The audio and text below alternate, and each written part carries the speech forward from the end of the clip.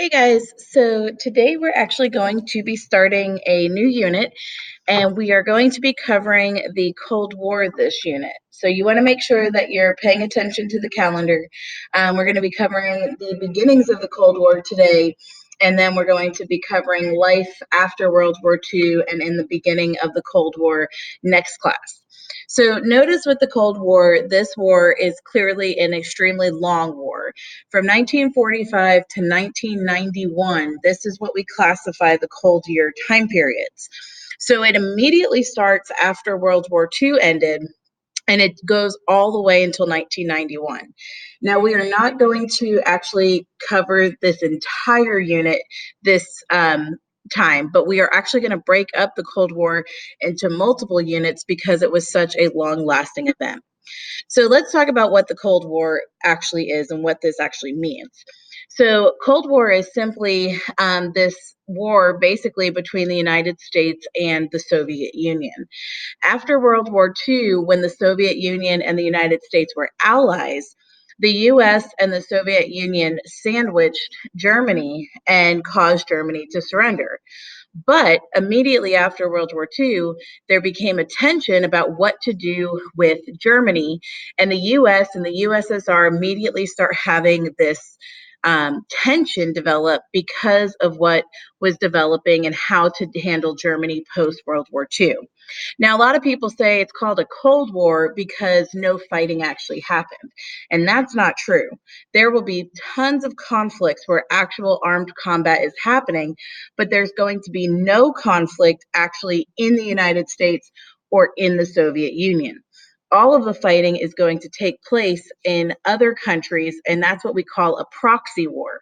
So the US and the USSR are going to fight each other, but they're going to fight each other in countries like Vietnam and Korea and Afghanistan. And we're going to see this war literally take over the entire world.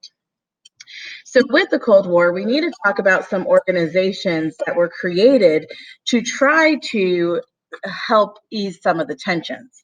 So, we already talked about the United Nations being created right after World War II to try to have an organization that was global to pretty much protect other countries from aggressive countries.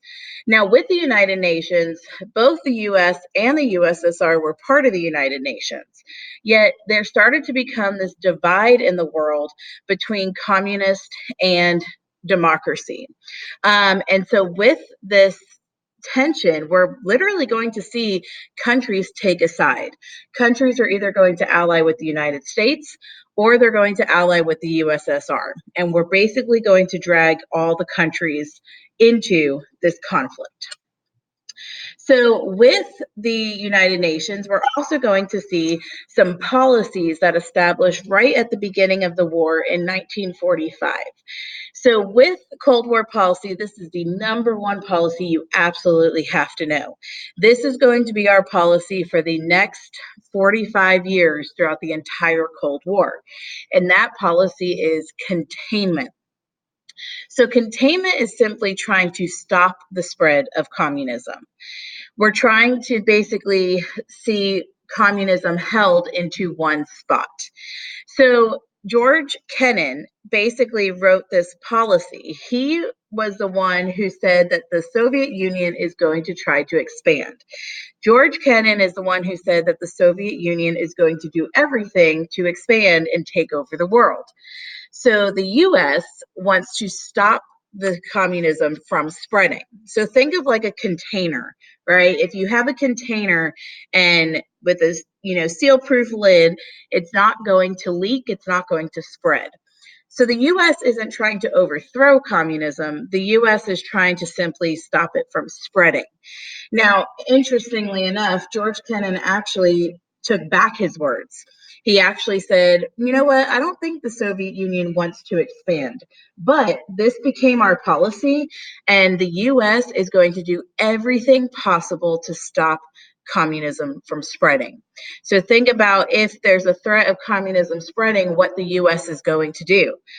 They're going to send troops. They're going to send supplies. They're going to send money. And this war is going to become a very costly war that's going to definitely infiltrate other countries.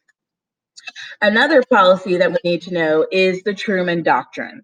So after George Kennan's push for containment, Truman ended up creating the Truman Doctrine, which was his foreign policy, where he basically said that the U.S. will support any country fighting communism.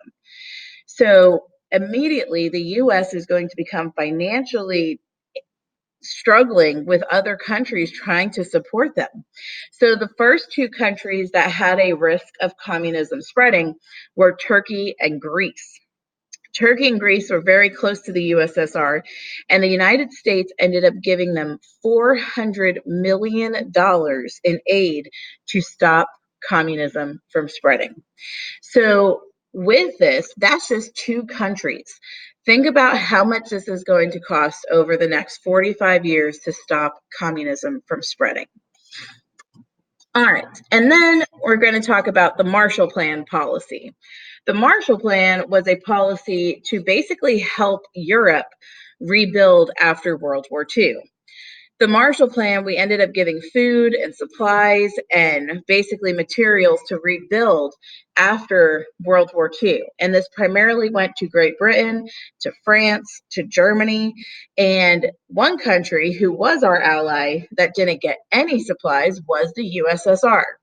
And with this Marshall Plan, it definitely was seen as a pretty big diplomatic hit because the USSR was struggling with rebuilding as well. Yet the US cut them off. The US refused to give any supplies and any materials for the USSR. So let's talk about how Europe ended up getting divided in after World War II and the beginning of the USSR. And my time is going to run off, so let me go ahead and get you to the next link.